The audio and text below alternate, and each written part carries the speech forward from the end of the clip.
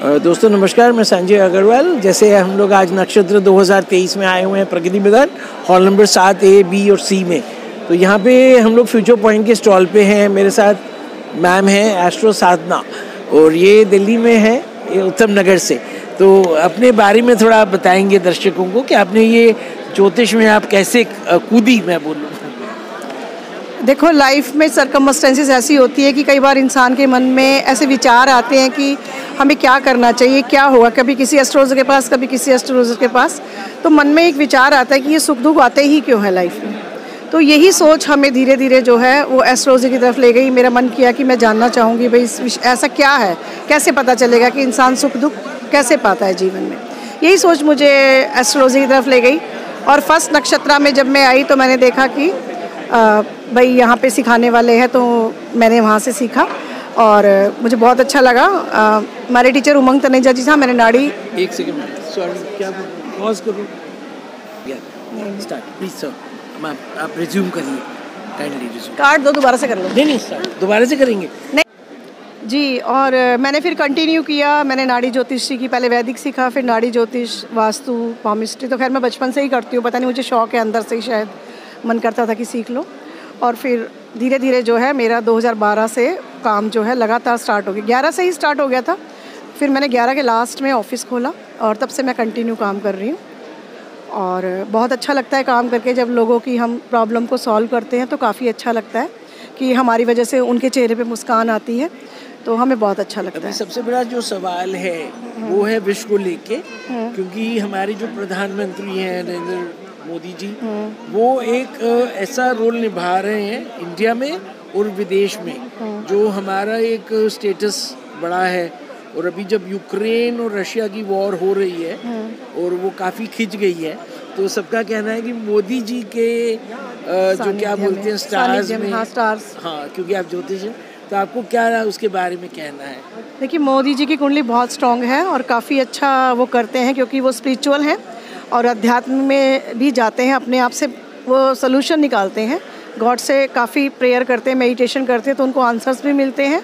और वो इसी फील्ड अपने दिमाग से चलते हैं और वो भारत क्या विश्व की एकता के लिए प्रयास कर रहे हैं, और उसमें वो सफल भी है काफ़ी हद तक, और उम्मीद है आगे भी वो सफलता को प्राप्त करेंगे। नेक्स्ट ईयर काफ़ी अच्छा होने वाला है, मुझे ऐसा लग रहा है। अभी ये जो 2023 शुरू हुआ, तो इसमें कुछ प्लानिटरी सिचुएशन शायद आप बता पाएंगी ज्योतिष के हिसाब से, क्योंकि जो पूरा कोई इंडिया में पैदा हो रहा है, जो कोई अमेरिका में है, प्लानिट तो सब जगह इफेक्टेड उनको कर रहे हैं ना। और दूसरी चीज़, अभी महाशिवरात्रि जैसे अभी हुई है पिछले हफ्ते, उसके बारे में कुछ आप बताएं दर्शकों को। देखो, शिवरात्रि तो चली गई, मेन तो शिव पूजन है, ठीक है ना। शिव की पूजा हमेशा ही करनी चाहिए। हाँ, 12 महीने कर सकते हैं, एवरी मंडे करना चाहिए। रुद्राभिषेक से मन शांत होता है। आज के ज़माने में क्या है, लोगों के पास बहुत ज़्यादा जो है अपॉर्चुनिटीज़ है, काम बहुत अच्छे हैं लोगों के, लड़के लड़कियां सभी कमा रहे हैं, लेकिन मन की शांति गायब है, ठीक है ना। पहले क्या होती थी, शांति बहुत होती थी, हंसी मजाक हमेशा, मतलब माहौल घर का अच्छा रहता था। लेकिन आजकल एक तो रिश्ते ख़त्म होते जा रहे हैं, दूसरा ये कि पैसा बहुत है, फिर भी लोग डिप्रेशन में आ रहे हैं।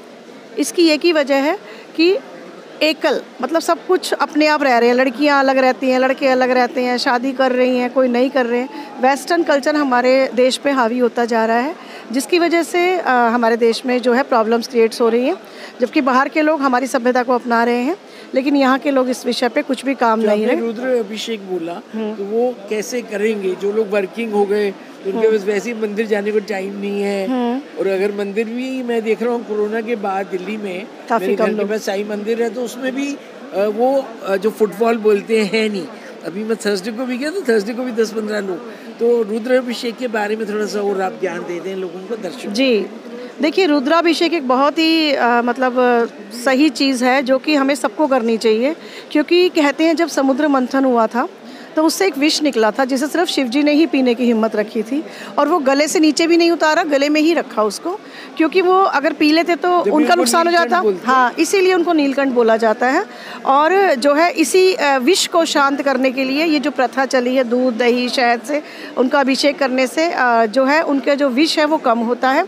इसी तरह से हमारे जीवन में भी अगर कोई विष है, कोई डिप्रेशन है, ओवर थिंकिंग है, या फिर हमारा मन उदास होता है, किसी भी तरीके का जो योग है कुंडली में, राहु चंद्र है, शनि चंद्र है या फिर चंद्र केतु है, ऐसे जो योग होते हैं उनको शांत करने में भी ये बहुत ही कामयाब है। छठे, 8वें, 12वें घर में जब चंद्रमा होता है उसको शांत करने के लिए भी बहुत अच्छी चीज़ है कि पहले दूध चढ़ाए, दही चढ़ाए, शहद चढ़ाए, जल चढ़ाए, गंगा जल चढ़ाए, गुलाब जल शिव जी को। ये सब धीरे धीरे सुगंधित पदार्थ जो कि अच्छे हैं, हर पदार्थ का एक अलग मीनिंग होता है। अगर मैं विस्तार से बताऊंगी तो बहुत लंबा हो जाएगा ये प्रोग्राम जो मैं बात कर रही हूँ। तो मेरा कहने का मतलब है कि हर इंसान को करना चाहिए, इससे हमेशा फ़ायदा ही होता है। हर एज के लोगों को करना चाहिए, बिल्कुल बिल्कुल। और हम लोग कभी लाइव भी देते हैं, जैसे यूट्यूब पे या फिर उस पर एस्ट्रोटॉक है, गुरुजी चैनल पे हम लोग काफ़ी सालों से काम कर रहे हैं। तो वहाँ भी हम लोग यही बताते हैं कि किसी की कैसी भी प्रॉब्लम हो, रिश्ता नहीं हो रहा या कोई भी प्रॉब्लम है, तो शिव जी के अलग अलग नाम है, जैसे पार्वती पते नमः है, अगर वो बोलती हैं तो इससे जो है रिलेशन स्ट्रॉन्ग होते हैं और जिन लड़कियों का विवाह नहीं होता उसको सहायता मिलती है। साथ में बेलपत्र चढ़ाते हैं, धो के पोंछ के, कटे फटे नहीं होने चाहिए, उस पर राम राम लिख के अगर आप चढ़ाते हैं तो बहुत फ़ायदा करता है। चंदन से राम राम लिखे, बहुत फ़ायदा करता है। और शिव जी को सफ़ेद मिठाई नहीं होगा, नहीं, बेलपत्र मिल जाते हैं, पूजा के फूल वाले की शॉप पे मिल जाते हैं, जो मंदिर के आसपास शॉप्स होती हैं। और सफ़ेद मिठाई का भोग लगाना चाहिए, शिव जी को ये बहुत पसंद है। और साथ में शिव परिवार की भी पूजा करनी चाहिए, क्योंकि शिव जी ये चाहते हैं कि साथ में मेरे परिवार की भी पूजा हो। शिव परिवार की नंदी के कान में कुछ भी बोलो तो उसके बेनिफिट्स मिलेंगे अलग आपको, आपकी इच्छा पूरी होती है। मैं गया तो वहाँ पे सिद्धिविनायक बॉम्बे में हम कई बार जा चुके हैं और बहुत अच्छा लगता है। वहाँ भी एग्जीबिशन हमने कई बार लगाई है, जैसे यहाँ स्टॉल लगते हैं प्रगति मैदान में, वैसे हमने बॉम्बे में भी लगाई है, वहाँ भी बहुत बेनिफिट हुए हैं। और ये देखने को मिलता है कि सिद्धिविनायक बहुत मान्यता है वहाँ पे, हर मंदिर की अलग मान्यता है, सब सिद्ध हैं अपने आप में और सभी कुछ ना कुछ देते हैं इंसान को। और सबसे बड़ी बात है कि एक सुकून भरी ज़िंदगी मिलती है जब हम मंदिरों में जाते हैं, मतलब तो हमारे आत्मा को प्रसन्नता मिलती है, क्योंकि हम अपने ईष्ट के सामने रूबरू होते हैं और उससे हमें काफ़ी मन को शांति मिलती है, जो कि आज के ज़माने में खोती जा रही है। उसे प्राप्त करने के लिए बहुत अच्छी चीज़ है। मेरी आचार्य जी से पहले चर्चा हो रही थी आपसे पहले, तो एक उन्होंने नेचुरोपैथी के बारे में बोला, तो मैं उनसे जानना चाह रहा था कि आजकल हम टीवी खोलते हैं कॉफ़ी विद करण, तो उसमें कोई हीरोइन आती है, सोनम कपूर आती है, सारा खाती, वो कहती है हमें PCOD हो गया। अभी मेरी चर्चा भाग्यश्री जी से हो रही थी, तो उन्होंने कहा कि ये एक डिजीज़ हो गया है जो कि फिल्म स्टार्स को हो रहा है, 0 साइज़। तो PCOD काफ़ी महिला नहीं, मैं लड़कियाँ बोलूँगा, आजकल बहुत लड़कियाँ ग्रसित है। क्योर है? देखो, चंद्रमा खराब है, कहीं ना कहीं मंगल भी खराब है, और आजकल की लड़कियां मेहनत बिल्कुल नहीं करती, सिर्फ वो सोचते हैं पैसा कमाना ही मेहनत है हमारे लिए, पढ़ाई करना ही मेहनत है, घर के कामों को बिल्कुल भी वो तूल नहीं देती। जबकि हर काम जो है मेहनत करना, साफ़ सफाई करना, घर में कभी कभी तो करनी ही पड़ती है ना, खाना बनाना, ये सब महिलाएँ जो है छोड़ती जा रही हैं। आप पढ़ाई करो, अच्छी बात है, लेकिन घर के काम भी करो, अपनी मम्मी को तो आराम देना ही चाहिए ना, हर इंसान का फ़र्ज़ है ये। तो कहीं ना कहीं हमारे ग्रह ख़राब हो जाते हैं। माँ को परेशान किया, काम नहीं करा, चंद्रमा ख़राब हो गया उनका, ठीक है जी। भाइयों को कहना नहीं माना, पापा का कहना नहीं माना, तो सूर्य मंगल भी ख़राब हो गए। एनर्जी लेवल कहाँ तक है उनका, एनर्जी लेवल कितना रह गया उनके अंदर, ये देखने की ज़रूरत है, क्योंकि समाज में चेंजेस आ रहे हैं और उसको बदलने की ज़रूरत है। तो मैं यही चाहूँगी कि लड़कियों से भी और लड़के से भी, एक तो उनको घर का काम ज़रूर आना चाहिए। सबको विदेश भागने का बहुत शौक़ है आज के ज़माने में, हम बाहर चले जाएं, पेरेंट्स पीछे से अकेले रह जाते हैं, वो दुखी होते हैं, तो वो पैसे तो कमा लेते हैं लड़के लड़कियां, लेकिन क्या है कि उनका घरेलू जीवन बहुत ज़्यादा परेशान सा हो जाता है, मतलब वो खुश नहीं रहते। शादी कर भी लेते हैं तो 2 साल में तलाक निश्चित है, ठीक है ना। लव करते हैं तो ब्रेकअप हो जाता है उनका। तो ये समाज को एक सही दिशा नहीं मिल पा रही है, इसके पीछे ही हमारा कल्चर है, कल्चर को सुधारेंगे सब ठीक हो जाएगा, ऐसा मेरा मानना है। जो कल्चर का ये मतलब ड्रॉबैक है, this is not astrological problem ना? नहीं, एस्ट्रोलॉजिकल भी प्रॉब्लम है ना। एस्ट्रोलॉजिकल क्या होती है प्रॉब्लम? 9 प्लैनेट्स है मेन, हर ग्रह एक रिश्ते को दर्शाता है, ठीक है। सूर्य पिता का कारक है, चंद्रमा माता का कारक है, शुक्र पति या पत्नी का कारक है, ठीक है। मंगल भाई का, एनर्जी का और फ्रेंड्स का कारक है, राइट। बुध बहन, बेटी, बुआ और बिजनेस, नौकरी भी कह सकते हैं, ये सब का कारक है। शनि क्या कहता है? मेहनत कश वालों को फल देता है। अगर हम मेहनत ही नहीं करेंगे, किसी काम में हाथ नहीं बटाएंगे, घर में साफ़ सफाई कभी नहीं करेंगे, तो नुकसान होता है, शनि खराब होता है। लेबर को डांटेंगे, लेबर से को परेशान करेंगे, इवन कि जब हमारा पसीना नहीं निकलेगा तो शनि खराब हो जाएगा। और पसीना कैसे निकलेगा?